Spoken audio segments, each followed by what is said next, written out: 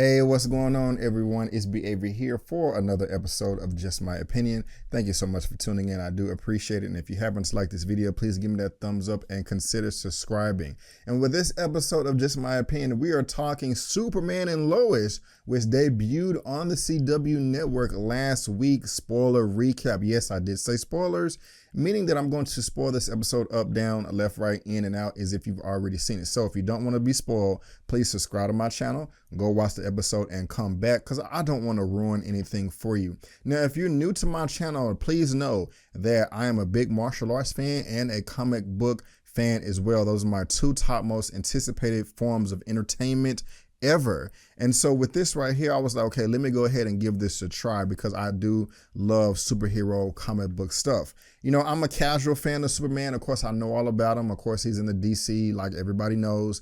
I even have like every DC animated movie that has come out in the past 10 to 15 years. And for the most part, they're quite good. Now, also when it comes to Superman, like, or these CW shows, I used to watch the Arrow all the time. I used to watch Black Lightning, but I'm going back to that, and I'm a diehard Flash fan as well. But, you know, past couple of years, I've just kind of faded away. You know, I tried Batgirl, didn't work. I tried Supergirl, didn't work for me. Days of Tomorrow, or Legends of Tomorrow, I just couldn't get on board with that either. So when this right here, Lois and Superman and Lois was being advertised, being promoted, being marketed, you know, I was like, okay, you know, are we getting another Superman movie? We've seen Superman 1,000 times, reboots and stuff like that. Just, I mean, you know, the main big number one superhero, can we get something new? It really just didn't interest me, and I kind of ignored it. However, when the episode released, I kept seeing people talking about it. I kept seeing people posting about it. I kept seeing people just saying how great it was. So I was like, you know what? I'm a comic book fan. I do want my comic book audience to grow on my channel. So I'm going to go ahead and give this episode a try. And I'll go ahead and say right off the top, guys, that I absolutely love this episode. I thought it was fantastic. I mean, it really, and I even got emotional at some points, and I will get to that later on in this recap. But it was a really good episode. And, you know, to start off with the pilot and its title, Heritage, I believe. And, you know, guys, I pretty much loved it. I mean, I can probably nitpick a thing or two, but again, that is nitpicking. But just to start things off, okay, the way that all these CW shows start off is just a narration from one of the main characters, the titular characters. And we do get that from Superman, who is being played by Tyler Houchin. And also, guys, please excuse me from squinting. I slept on my glasses, and so you know, they look like this on my face. They're very crooked, and I didn't want to look crazy in this video. These are some glasses that I had about 3 years ago that aren't working the best. I'm gonna have to go get these fixed just to let you know. But this guy Tyler right here, I like him. Okay, here he is right here. You've seen him before also in the rest of the CW television universe. You know, he was in Supergirl. You know, he was in The Flash. He was in Arrow, as you can see, Batwoman. Oh, that was just a horrible show. DC Legends of Tomorrow. He's in all these. So first of all, with him just taking over the role as Superman, I think it's great casting. The brief moments I saw him in those past shows were great, and I think he was great in this. So, you know, that's great right there. But with the show starting off and him just narrating everything, you know, skimming over Superman's origins that we've heard before thousands of times, it was still great. He summed it up within the first, you know, 1 to 2 minutes, and I liked it, seeing, you know, his ship crash and he getting raised by Pa Ma Kent. You know, him getting a job in Metropolis, you know, also the relationship with him and Lois. I love the narration of all of it. And, you know, it's just not wasting time. It's flowing smooth. I like the soundtrack and the score that was in the backdrop as well. But what is getting me drawn into the show as well is we've seen Superman be a reporter. We've seen Superman save lives and things like that. But it looks like this show is just really not just focusing on Superman, but Superman and Lois, hence the name, and his family, because he also has twin boys. And I am not familiar with Superman lore at all when it comes to him having children, kids. I think in the comics he had a kid as well named Jonathan Kent, and there's like Superboy and Superman Prime and all this stuff. And I'm not too familiar with that. I'm not going to stunt. But this is more of a family-oriented Superman movie in addition to showing him kick a bunch of ass and stuff like that, because there was a fight in this episode that we're going to be talking about a little bit later. So that was already drawing me in, and it wasn't corny or anything. I was drawn into this. I was like wanting to see how this relationship was going to play out with Lois, that they'd been married for years, how he doesn't just have boys, but these are teenage boys. They're 14 years old. You know, one of them is going to be starting varsity football as a freshman. And so that's just interesting. And, you know, you're going to be asking yourself, okay, you know, are any of these boys going to get powers and stuff like that? But yes, they do. But let me back up just a little bit. How the episode started off after the, you know, first of all, I like the Easter eggs that they're showing. If you're a big Superman fan, you know that in one of the original comics, you know, they showed him with his original Superman suit, and when he had the black that was in the S as well. And then like he's holding up this green car on the front of the comics. They had that opening scene right here at the beginning of this movie. And as soon as at the beginning of the show, and as soon as I saw it, I was like, man, I know exactly where that came from. I like that. And I hope they continue to do that. Now, like I said, I'm not like a super duper not comic book, but Superman, like expert on his character. So I'm sure there's going to be a ton of Easter eggs that are just going to fly over my head, but that was a great way to start the show, to get you on board, just to kind of set the tone of how this show is going to play out. Now, as far as his powers are concerned, we all know that, but I love the intro scene to where he's talking to Lois's father, some general with the army or I don't think it was the Marines, but I forgot which branch of the military he was a part of, you know, but, you know, him and Superman have some type of working relationship. I think that, you know, they may have some problems arise later on in the season, but we'll see. But there's this nuclear, or not nuclear, there's some type of reactor at some facility, and it's about to go off. It's about to cause a big mess and blow up all of Metropolis, and Superman has to come in to save the day. He flies in, and as he's like flying in, I'm just like, okay, man, I'm loving these effects. This is not Zack Snyder's universe. This is not the DCU with still Warner Brothers own,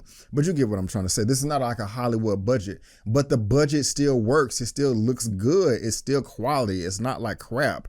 And seeing him flying in with the sound effects and the boom, him breaking the sound barrier or whatever, and showing the wind trails behind him, I thought it was cool. Him flying over the water and stuff. I mean, I thought it was cool. So he goes in there. He's trying to figure out what's going on. Like, why is this failing? And you hear a voice like, oh, cool breath is not going to save it. And so he flies to the lake, you know, freezes the big iceberg and drops it down and cools. And I'm like, man, this is a great way to start the show. I'm loving this. I'm loving this. I'm loving this. But again, right after that, we go into that family dynamic, those family relationships. And while he is a Superman, while he is a superhero and saves the world, he really has to save his family. You know, he has to be there for his wife. He has to be there for his kids. You can't play favoritism. You know, it's a hard job. There's no universal instruction book for raising children. And seeing Superman like this in this light is new for me. It may not be new for you. They may have a ton of comic book lines to where he was a father and did this and that. I'm not too familiar with it, but this is something that I have never seen before. And so, it's starting off with great narration. We get a nice action scene, and now we're getting this family dynamic, you know. And even when his mom died from the stroke, I got emotional watching this. I got teary-eyed. I was like, damn. Why am I crying right here? You know, like I can't relate to Superman, you know, but it was good. It was just a good scene, good acting, all of that. You know, his mom just trying to put him on game like, hey, you know, you need to do this, you need to do that. And, you know, it's just quite interesting. But it doesn't just, you know, he doesn't, you know, and one son is Jonathan and one son is Jordan. Jonathan is typically normal, you know, easy to handle. Jordan, on the other hand, I don't want to just say something is wrong with him, but he's struggling, you know, and they're just trying to figure it out. I think early on in the episode, they said he suffers from like some type of social anxiety or something like that. I can't remember the exact medical term that they use or the correct term that they use in the show to describe his condition. But it just creates another challenge for Superman as he's trying to fit into Earth, you know, and, you know, be a regular human when, of course, when he's not, he's Kryptonian. But the show also just focuses on the boys as well. I mean, we have a number of scenes to where it's just them. getting along, fighting, arguing, having each other's backs as siblings, trying to talk to women, trying to talk to girls, being socially awkward, going to school, not dressing cool or what's in style and things like that we've all been through. This is just like a nice rehash of segments of my life and my childhood when I was in high school. Like, yeah, when it came to women, my goodness gracious, I didn't know a gosh darn thing. I was afraid of them, blah, blah, blah. And so I was able to I can kind of relate to Jordan being socially awkward and anxious and just not knowing how to construct his words properly, to not come across as a weirdo or just somebody that you don't want to be around to all of his peers and stuff like that. So that's cool. And, I like the dialogue between Lois and Clark as well. She's just like, hey, her dad is coming home to their house and she's like, no, I understand that this happened, but your mom just died. We need to do this. We need to do that. You need to be here for your family. And of course her father's not seeing it that way. And I just like how all that is playing out. Now, of course, one of the questions, the elephant in the room is, do the boys have powers? Or we just knew that it was going to be Jonathan. He's athletic. He's excelling in sports. At the beginning of the episode, he threw the football and it broke the rope. But no, that's not the case. But before we get there, when they tried, what was funny is, what kind of weird is, when they went to the funeral in Smallville at the crib at the house, everybody in the town was coming over. The one young lady that works at the bank that I'll get to that name in a second. It was the what is the name here? Morgan Edge. Sorry, I got these glasses suck. Morgan Edge, she's working there. We found out that Clark dated her in high school, and her husband is a little butthurt about it because she's looking at photos of Superman. They don't know a Superman on Facebook. I wouldn't like that either. If my current wife, while we're married for at least a decade, if not 15 years, is looking at her high school sweetheart, that she used to, a person in high school, I'm like, wait, why are you trying to reminisce? You know what I'm saying? You wish you would have hit it one more time back then. And I'm teasing, but I mean, it's all the way as there's a proper way to handle it as a man, and express how you feel. I'm not saying he was out of pocket this episode, but that particular character right there, the husband of Clark's old fling, I think he's going to be a problem later on in the series. He's not, he has a lot of issues, and I can tell, but I can't wait to see how that's fleshed out. But when they're at this funeral right here, they're talking about the Wi-Fi, and then later on they go in the barn and they find that the router is up there. Why is the router way up there? Does it have to be right there for y'all to get Wi-Fi? I don't know. That was just like a little weird for me. I mean, out of this big ass piece of land y'all have, the router has to be right there, but anyway, they go up there, Jordan falls, and I'm thinking that Jonathan is the one that saved Jordan, but we found out later in the episode that Jordan is the one that saved Jonathan. And it was also premature. I mean, I can understand him being like, okay, why in the world did we fall 30 feet and we're okay? What's going on? And he's like, Jonathan's like, hey, Jordan, do you think Dad is hiding something from us? I don't know. We'll get to the bottom of it.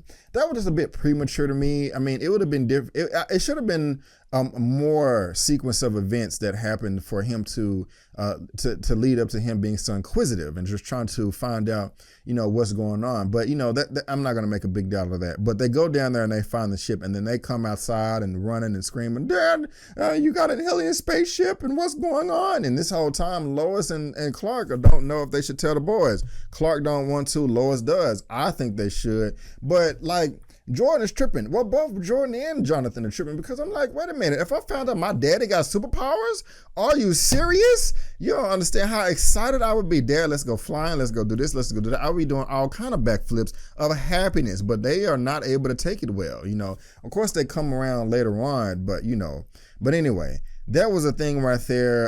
And I like the way that they reveal power. It would have been badass if he just look at me and he just starts floating, backwards. But, he wanted to lift the truck. And that's also nodding back to the original Superman movie in 1978 when the little boy held up the truck in front of his parents. So I caught that little Easter egg too. It's probably obvious. Y'all probably caught it. I probably missed 72 prior to that, but whatever. Now, something else that I like, the girl, I forgot her name, Sarah. what is her name? Man, this is. I guess I'm just have to wear crooked glasses right here because this is not gonna work. Oh man, I can see. My God, my face is so Indy Navarrete. Okay, let me do this so y'all can see. Sarah Cushing, yeah, Sarah Cushing. This young actress right here. In the Superman show. She pissed me off. Because she invited the dude, she invited the dude to the party, hey, yeah, let me get your number. And I mean, she didn't lead him on, but she didn't lead him on like, oh, I like you, let's be together. But she kind of was, led him on in the sense at that stage in their whatever platonic relationship they're going to have. And she invited him to the party and and she ended up having a dude. I'm like, wait a minute, your pimping is sloppy. What are you doing? Like, you should have, I don't know. I just didn't like that. It's not like she should have said, hey, come to the party. And by the way, I have a boyfriend. But it was, I don't know. It was just like, when he tried to kiss her, I was like, whoa, slow your roll, bro. Slow your roll. You are going way too fast, man. So that was bad on his part. But at the same time, she did just stand there. He was leaned in slow as hell. Like, okay, I'm about to kiss you. It's coming. I'm getting closer. I'm pucking up my lips. Here we go. And she just sitting there the whole time, all 15, 17 seconds. Oh, what are you doing? Let me take these off because I just feel like I look crazy as hell right now. But anyway, I can't see, but that's okay. I don't need to read nothing. And then the black dude come over, hey, that's my girl, and blah, blah, blah, and they get into a fight and all that. And this is why Jonathan came through, hey, get off my brother, what you doing? And just did the Superman push, Superboy push. I didn't mean to do that, but I did it. And knocked the black dude on the ground. And Jonathan, I thought somebody was screaming at me talking about shut up. Anyway, Jonathan was like, hey man, get off my brother, and he's smaller than the big black dude, and I'm like, okay, hey, his powers are coming through. He manifests his powers. That's what's up. But then he starts getting his ass kicked. Jordan not feeling that. Heat vision, blows up the fire, saves the day. And I'm like, okay, that's cool right there. That's cool. How they gonna cover this up? Because I know somebody saw those laser eyes. But I guess that's not the case because they was concentrating on Jonathan getting his ass kicked. But they just left Jordan over there. I don't know. I mean, it was cool. But then Hater Daddy over there from Sarah Cushing, he coming there, saving it because he's a fireman as well. So I like that Jordan is the one that ends up getting the powers. I think Jonathan will too. I don't know if this is a comic storyline that they're adapting this from, where they both get powers. But that would be kind of clean if all three of them have powers and they can do like a little back-to-back heat vision laser eyes. I don't know, maybe not have a plot reason to do that, but it would just be cool. But anyway, just geek out for a second with me, geek out. But anyway, another thing that we're finding out about this episode is like that his mama, we're talking about Superman Clark, did something with the mortgage, and the deed and all that. So we're gonna find out how that plays. But another thing is, let's get to the action. Let's get to the fight right here, okay? This dude in this mechanical suit setting up these traps at these nuclear facilities or whatever. And he goes in there talking crap to Superman. Hey, I can see you. I'm just like you. And when Superman was able to find him and flew through the wall with his Superman punch, and he took off real quick, and then they slowed it down. And it was like in slow-mo, and that was just like a badass shot or whatever. And they were flying around up in the sky, in the upper atmosphere, universe, going through the city's metropolis. And Superman was getting his ass whooped. The heat vision didn't work. The ice breath didn't work. The punching and the throwing didn't work. And he pulled out that kryptonite shard and stabbed him. And Superman was almost a goner. And I'm just like, man, who is this? Where did he get this suit from? I know it's not vibranium and adamantium because that's in Marvel. Like, how is he able to do all this? This is crazy. Like, I'm really, really interested in seeing how this plays out. Even at the very beginning of the fight, when he was like, oh, you're not as fast as I thought, I was like, oh, snap. Who are you, big timer, coming in here talking all this mess? But at the very end of the episode, we found out that it's Lex Luthor, and it's a black guy. And I could tell he was black just by his voice, but where is he from? He's obviously not from Earth. And so we're just going to have to see, how this plays out. But we also see because I've seen the first like 5 or 10 minutes of episode 2. So I don't want to bleed into that thinking that what I was about to say is in episode 1, but it may be in episode 2 because I'm gonna make separate videos. But for the most part, guys, I hope I'm not leaving out anything important. This is my second time recording this. The first time it didn't record. I had a problem with my system and I had to adjust some settings, but it's all good. So you know, if y'all like this video, if it does well and y'all like the show, y'all like my recap, I may just start doing recaps of our episodes and just other comic book stuff as well, because I'm really trying to grow my comic book audience, because that's one of my most anticipated. I love that form of entertainment, and the only way, you know, I can grow audiences if I cover it. So y'all let me know what you think of the episode, what you think of the recap. And if you want me to do these weekly shows each week, because I will do them happily so far with how this first episode played out. But guys, that is just my opinion. Thank you so much for tuning in. I do appreciate it. If you like the video, give me that thumbs up and subscribe to the channel. Help me reach 30,000 subscribers and follow me on social media. But guys, again, I just want to thank you so much for tuning in. And before you go, don't forget that my name is Brandon Keith Avery, and that's just my opinion. Peace.